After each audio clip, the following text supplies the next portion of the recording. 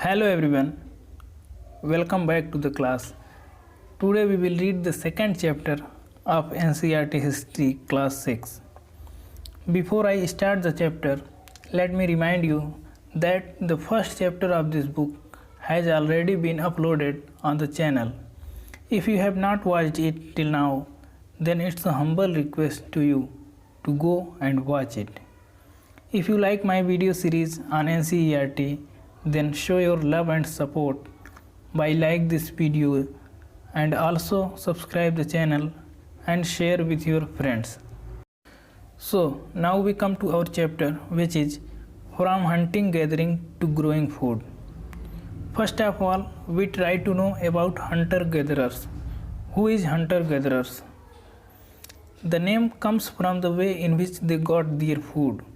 Generally, they hunted wild animal, caught fish and birds, gathered food, roots, nuts, seeds, etc. So, because of these activities, they are called hunter-gatherers. Why the earliest people were on the move? Why were they not stayed in a fixed place? There are various reasons for doing so. First, in search of food. Food is an essential part of our life to survive on earth. If they had stayed at one place for a long time, they would have eaten up all the available plant and animal resources. Therefore, they would have to go elsewhere in search of food. Second is hunting. Animals move from place to place in search of smaller prey. Here, what do we mean by smaller prey? Smaller prey means an animal or something taken as food by other animals. For example, the lion moved from place to place in search of deer, and deer and cattle move from place to place in search of green grasslands and leaves. Therefore, the people who hunted them for food had to follow their movements. And the next is change in season. Plants and trees bear fruit in different seasons. So, people may have moved from season to season in search of different kinds of plants. And the fourth reason is water. Water is one of the most important substances on earth. All plants and animals must have water to survive. If there was no water, there would be no life on earth. Water is found in lakes, streams, and rivers. While many rivers and lakes are perennial, that is, have water throughout the year, and others are seasonal, that is, have water only in monsoon season. People living on their banks would have to go in search of water during the dry seasons like summer and winter. How do we know about these people? With the help of archaeologists, we have found some of things that hunter-gatherers made and used. It is likely tools of stones, wood, bones, of which stone tools have survived best. Some of these stone tools were used to cut meat and bones, scrape barks from trees, chop fruits and roots. Other tools were used to chop wood, which was used as firewood. Wood was also used to make huts and tools. Some stone tools may also have been used for digging to ground to collect edible roots and stitching cloths made out of animal skin. Look at the map. Here, Bhimbetka, Hunsgi and Karnool caves are some places where archaeologists have found the evidence of hunter-gatherers, and many more sites were located near sources of water such as river and lakes. Use of fire. Archaeologists have found the traces of ashes in the Karnool caves. It suggests that people were aware about the fire and familiar with the use of fire. Fire could have been used for many things, like as a source of light, to roast meat, to scare away animals. Around 12,000 years ago, there were major changes in the climate of the world, with a shift to relatively warm conditions. In many areas, this led to the development of grasslands. In the turn, led to an increase in the number of deer, goat, sheep, and cattle. That is, animals that survived on grass. Those who hunted these animals now followed them, learning about their food habits and their breeding seasons. It is likely that this helped people to start thinking about herding and rearing. Fishing also became important.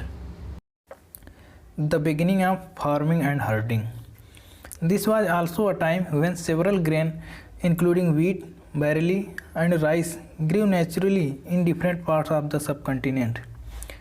Men, women, and children probably collected these grains as food and learnt where they grew and when they ripened. This may have led them to think about growing. In this way, people became farmers. People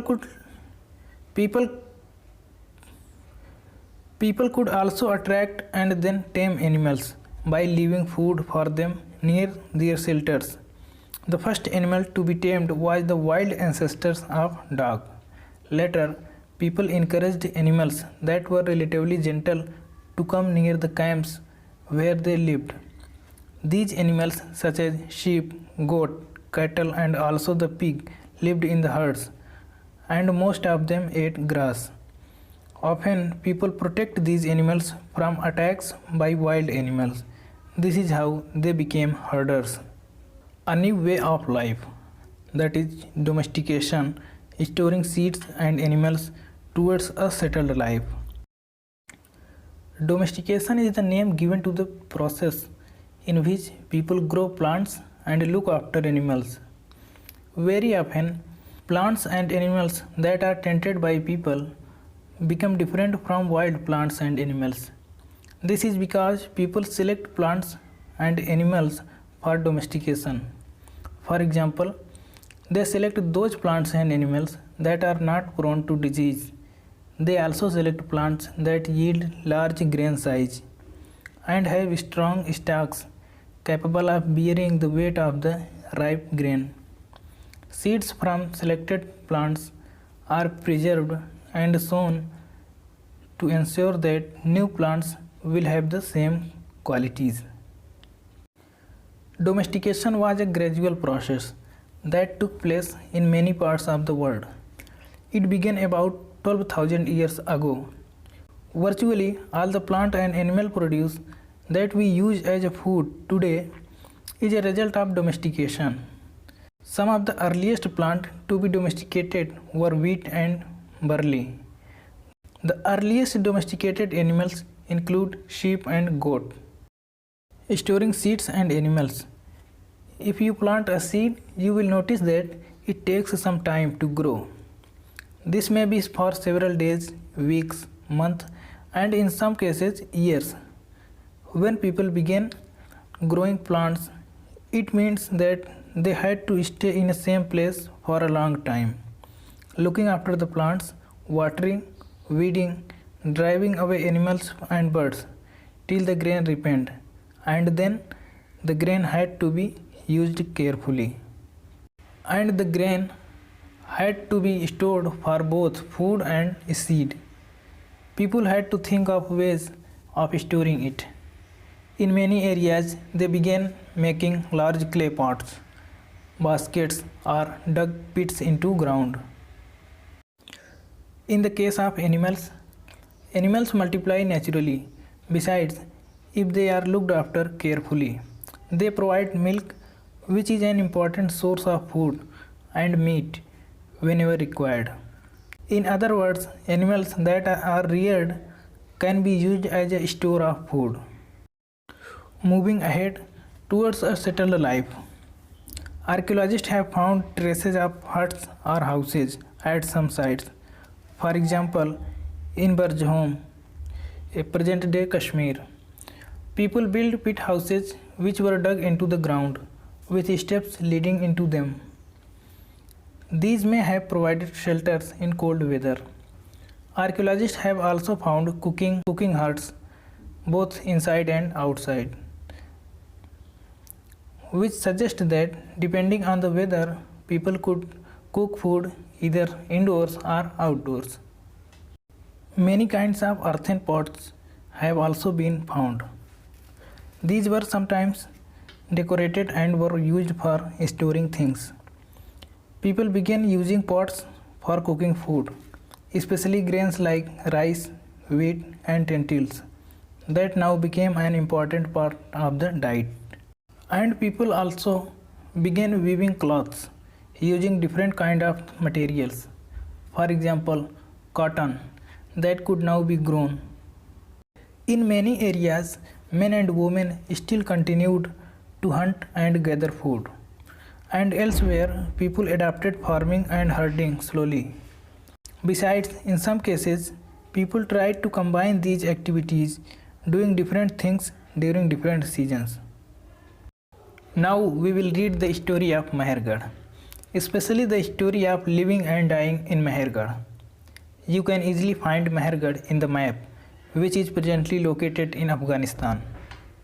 This site is located in a fertile plain near the Bolan Pass, which is one of the most important routes to the Iran. Mehergarh is probably one of the places where people learned to grow barley and wheat and rear sheep and goats for the first time in this area. It is one of the earliest villages that we know about. At this site, many animal bones were found. Bones of wild animals such as the deer and pig, and also bones of the sheep and goats were found. Other findings at Mehergarh includes remains of square or rectangular houses. Each house had 4 or more compartments, some of which may have been used for storage. When people die, their relatives and friends generally pay respect to them. People look after them, perhaps in belief that there is some form of life exists after the death. Burial is one such arrangement. Several burial sites have been found at Mehergarh. In one example, the dead person was buried with goats, which were probably meant to serve as a food in the next world. Well, that's it from me. But if you like this content, please like the video, subscribe, and hit the bell icon. See you again next time. Thank you.